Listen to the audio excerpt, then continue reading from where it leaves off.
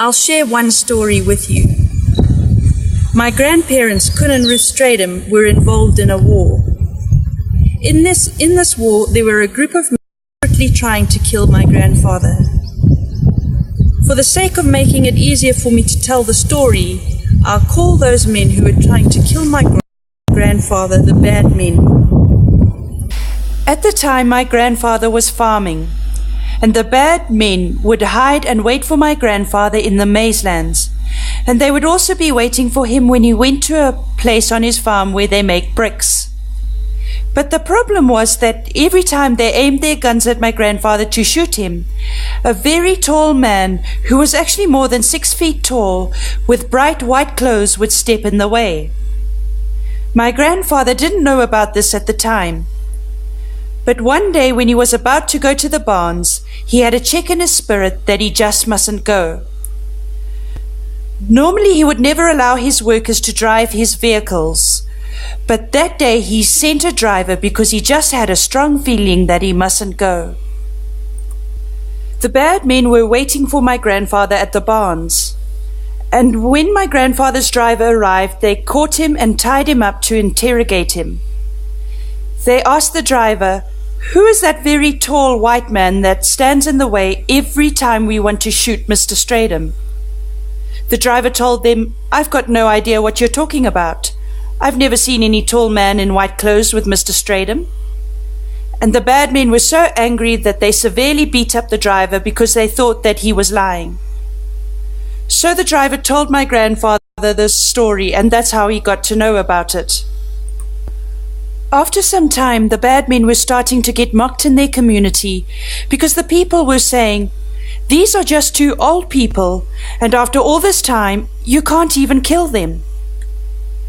So the bad men said, "Don't worry, on Saturday night, we're going to kill them." So the following Saturday night, 10 of the bad men went with their AK guns to my grandparents' house on their farm. A little while later, the farm laborers saw running in terror past the compound, and they wouldn't stop. The next day, my grandfather saw the bad men's footprints outside his fence, so he realized that they'd been there, but it was only later that he got the full story. The farm workers told my grandparents that they had seen the bad men run past their compound that night.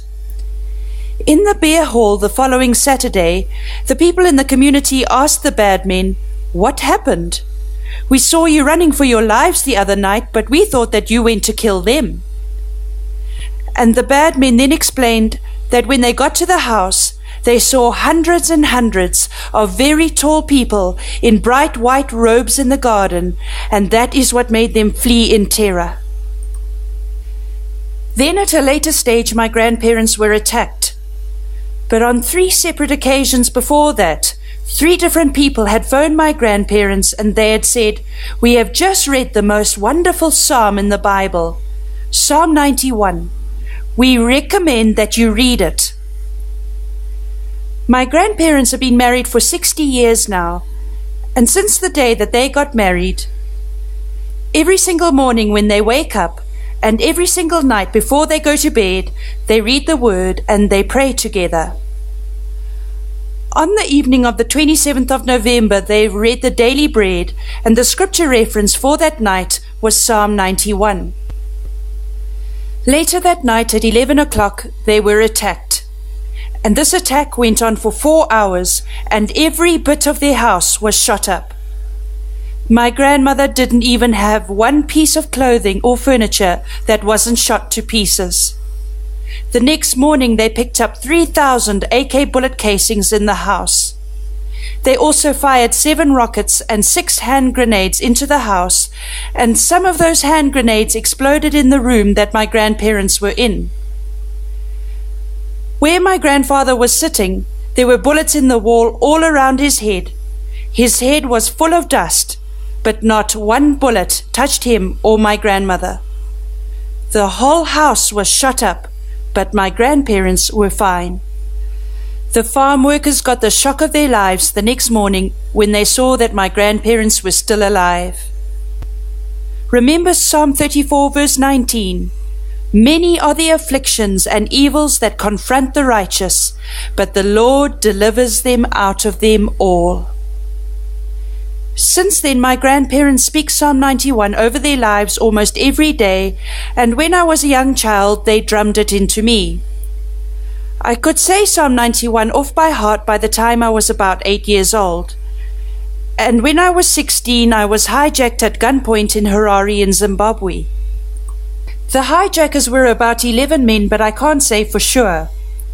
And these men all had guns. Myself, my friend and her father didn't stand a chance against them in our own strength. I was in a situation where I had 2 men holding me with guns to my head as they were swearing at me and threatening me. But in the midst of this situation, I had such an overwhelming peace. And as I stood there, I said out loud, "Lord, show me that you are true to your word." And then I began to say Psalm 91. He who dwells in the secret place of the Most High will remain stable and fixed under the shadow of the Almighty. I will say of the Lord, He is my refuge and my fortress, my God in whom I trust. You see, in a danger situation, what comes out of your mouth is what you are putting into your heart every day. God delivered me through that situation just like my grandparents, without a scratch. Now there are people